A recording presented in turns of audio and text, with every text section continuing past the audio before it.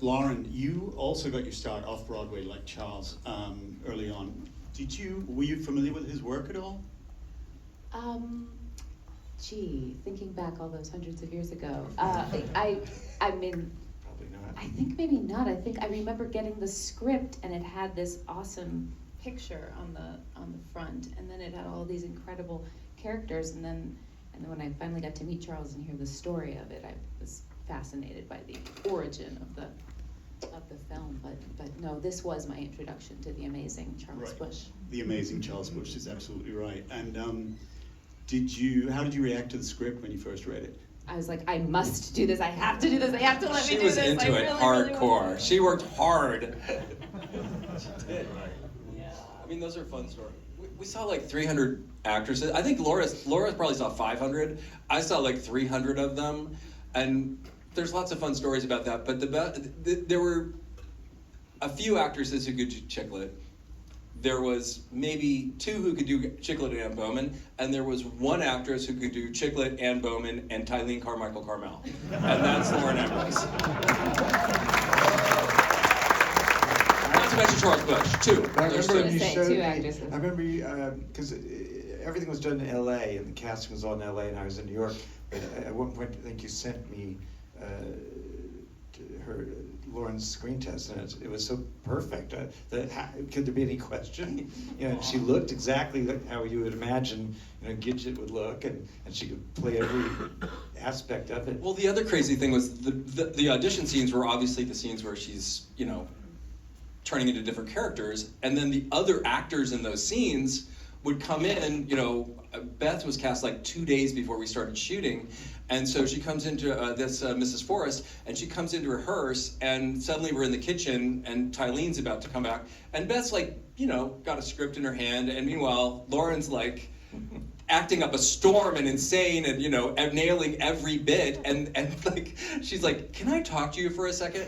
And we go outside, she's like, what is going on here? And it was because she was so, anyway, and then the funniest thing about that rehearsal, do you remember this? It was so funny because the scene with Lars at the end it wasn't part of the script, where she's, baby, just put the light bulb in the goddamn socket, like that whole scene had not been written. And so we started rehearsing that scene, and Beth was like, what the hell is going on? It was very funny. And I think you were playing Lars because you were just there. Anyway, it was a fun day. That actress is Australian, right?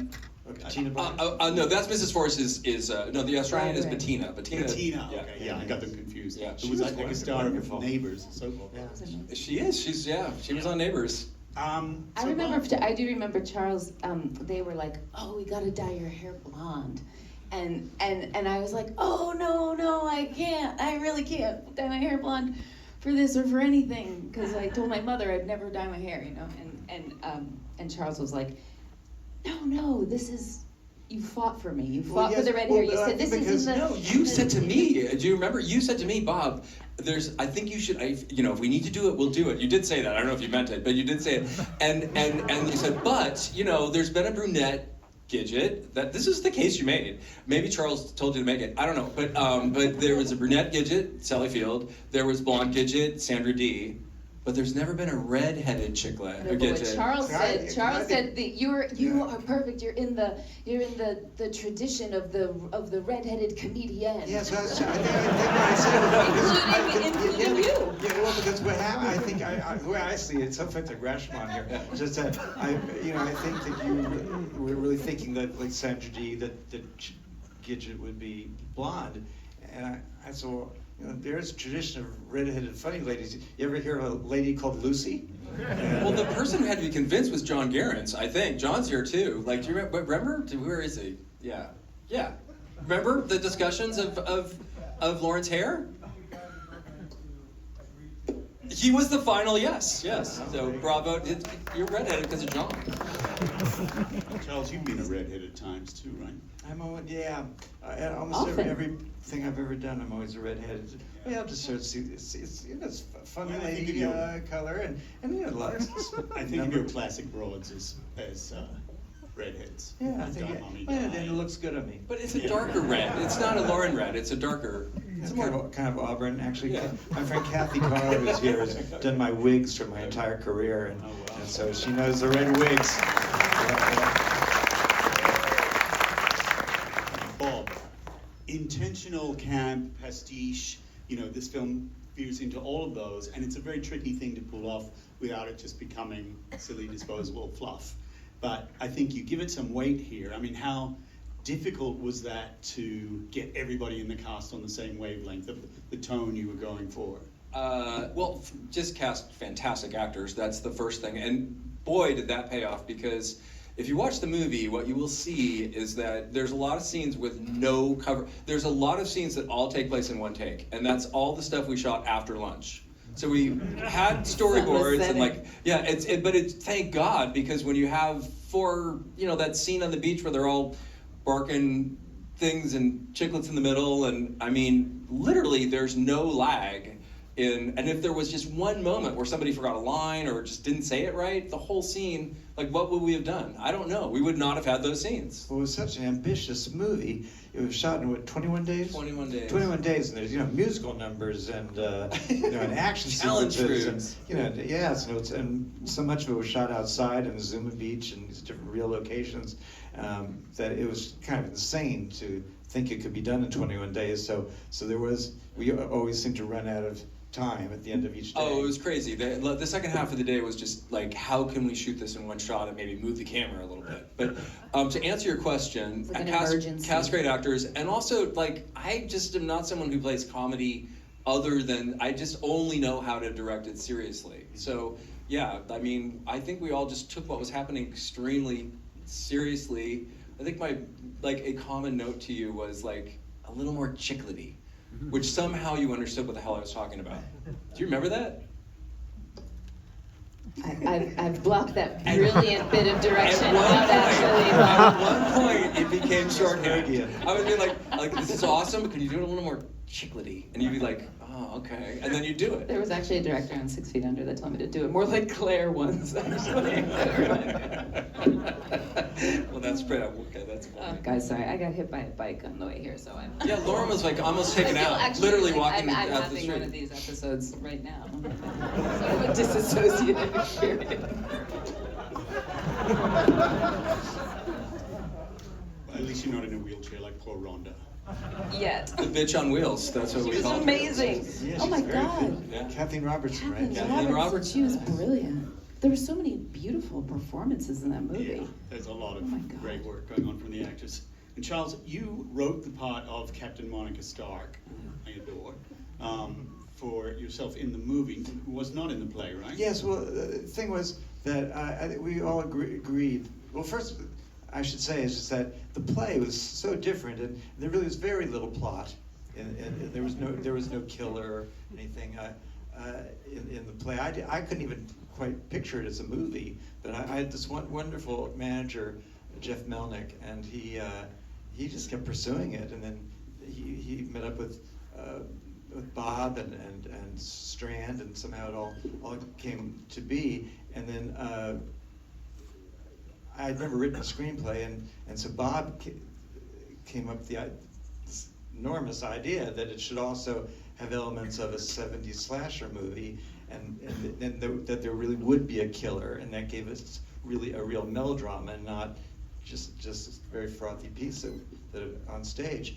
And the consensus really for all of us was that it was not going to be such a stylized movie that I think I was in my mid-40s at the time, was going to play this girl in film,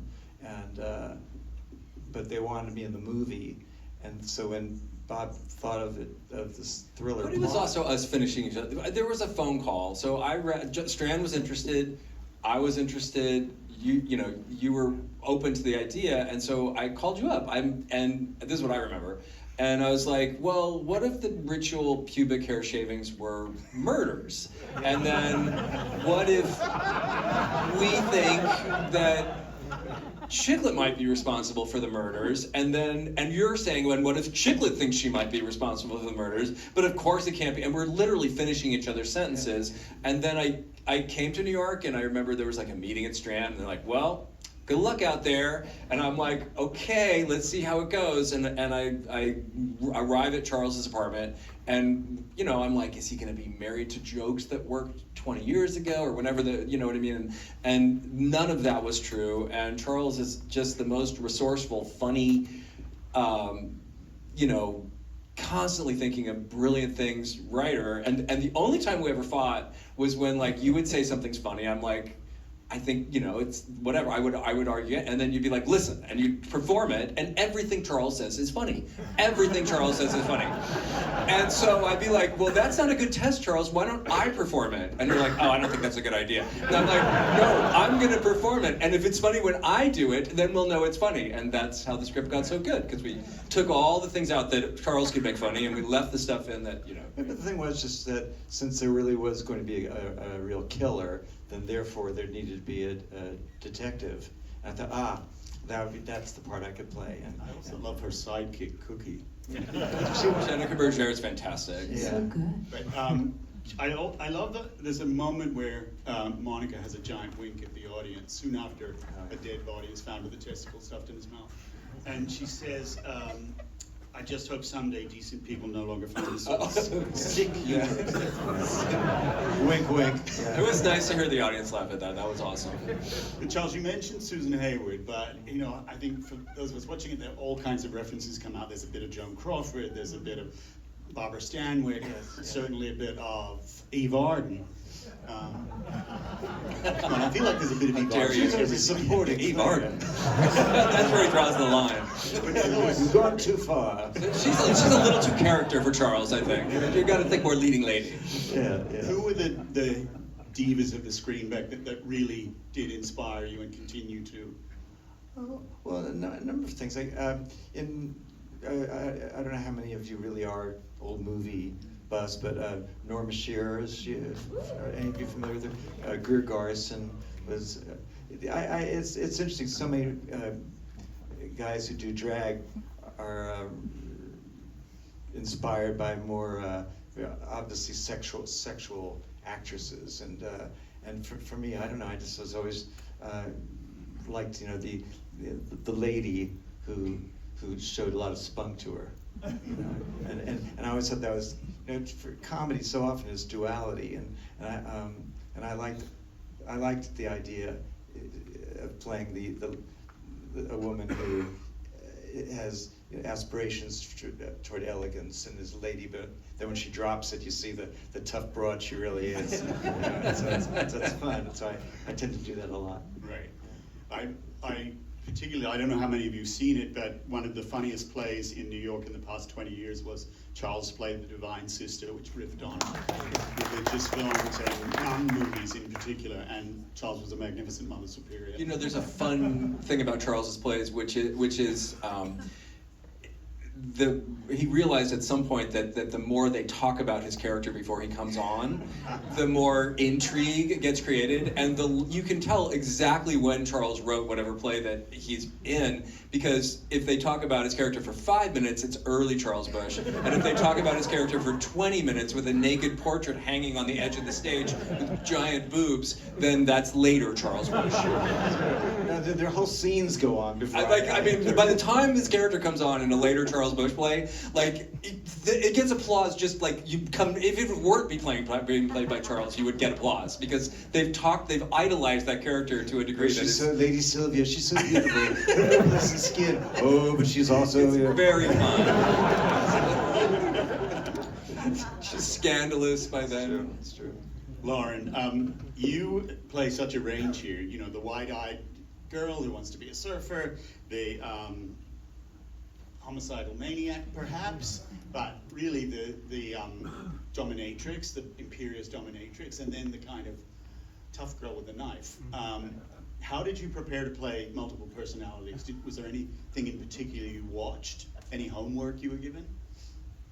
I mean, I talked to Charles a lot about Anne Bowman, and I think there were times where I would come and just be like, how do I say it? Like, No, how do I no, say it? no, Like, Tim, I tell me. locked the door, though. And you wouldn't Yeah, tell because me. I got this Yeah. big lecture the day before we started shooting. Bob said, I don't want you ever talk to the actors. I said, I won't. Because it keeps them from doing their homework. I never want actors to talk to a writer, ever. I never, ever. I know, but I'm such a Theater. nerd. I wanted like all the backstory, and you Yeah. were, but then you just seemed all. But the backstory where they I name put a Anne chair Bowman. against the door so you wouldn't get in. I know. I thought you just didn't like me, but you were. Oh, good. I'm glad to hear. I was that. afraid he'd yell at me. Because actors will always all sell you out in a minute. If you just like that. But as soon as a director says, "Now, why'd you make that choice?" Oh, Charles told you. Yeah, exactly. Lesson to be learned. Playwrights out there, lesson to be learned. They just don't trust the actors. They will sell you out to the director. But also, if you're a playwright, be a mensch like Charles and make them do their inner work so they create the character. Because the problem is if they make the writer's choices, try and make them their own, they're never their own. Even if it's the right choice, it's never their own choice and it's not as powerful. I think Anne Bowman was Faye Dunaway in Mommy Dearest to me. Like that was like what I was working from mostly. And what a superb source to go to. Yeah, I felt like go to that. You're not gonna go The wrong. ultimate. And your Tylene Carmichael Carmel is just brilliant. Yeah, I made me a little nervous watching it, but yeah. Yeah. Like canceled. Could you? I think when you pay homage that lovingly, you cannot be canceled for it. I didn't write it. And by the way, that is her singing opera. We cut the opera thing, and she's like, "No, I can sing opera." And so that's all live. That's not dubbed. That is literally Lauren singing opera live on cue while being a Mexican radio station. Yeah, that was a All stressful of it. day. That was a crazy scene. We just shot that, and I was like, "Oh dear, are they gonna cut away or do something?" Because it was like, just go and do that. The radio stations and. And by the way, the whole luau ending scene, like we were about to start shooting, and the production designer Franco said, "Bob, this ending with we still had the Siamese twins thing from the play, and right before we shot, and he's like, this is not it's just not dark enough. And it doesn't feel like a movie. It feels like the last sort of vestige of the play." And I was like, "Oh my God, he's totally right." And Charles wrote that whole thing on the spot. I think you were already in LA, maybe even getting ready to shoot. It was very, very, very late. Yeah. I remember trying desperately to learn the radio station thing, and also being grateful that you wrote it, but also being like, I don't know how to do this. But yeah. But the whole thing was so ambitious to do, so quickly, and there's so much going on in that scene and the dance number, and That was so cool. I mean, a lot of directors would take 21 days to shoot the dance off. Well, here's what Amy happened. Adams, I really wanted to do the special effects, the blood and gut stuff too. And the first day of shooting, I realized that we had one, I think it was the throat slash, it was at the drive-in at night, and we had the throat slash. And after that night, I realized I had a choice. I could do the special effects the way I'd planned them, or I could shoot the rest of the movie. And I decided to shoot the rest of the movie, and that's why the head of the wheelchair is just like a plastic mask on a wheelchair. That's what you get for 21 days. So, stand by my choice. Thank you. So, we're going to pass the audience in a minute with a trivia quiz, but which they've already given away some answers, so if you were paying attention, you might win a prize. But it struck me, rewatching this film for the first time in 25 years, it really struck me that there's a lot going on in this film in terms of, there's the feminist subtext of a girl who wants to be a surfer, a woman who wants to be a detective, and they're told they can't do that. There's also the B-movie actress who wants to be taken seriously and is not given a chance. But there are other things going on too, like the whole idea of what is normal, what passes for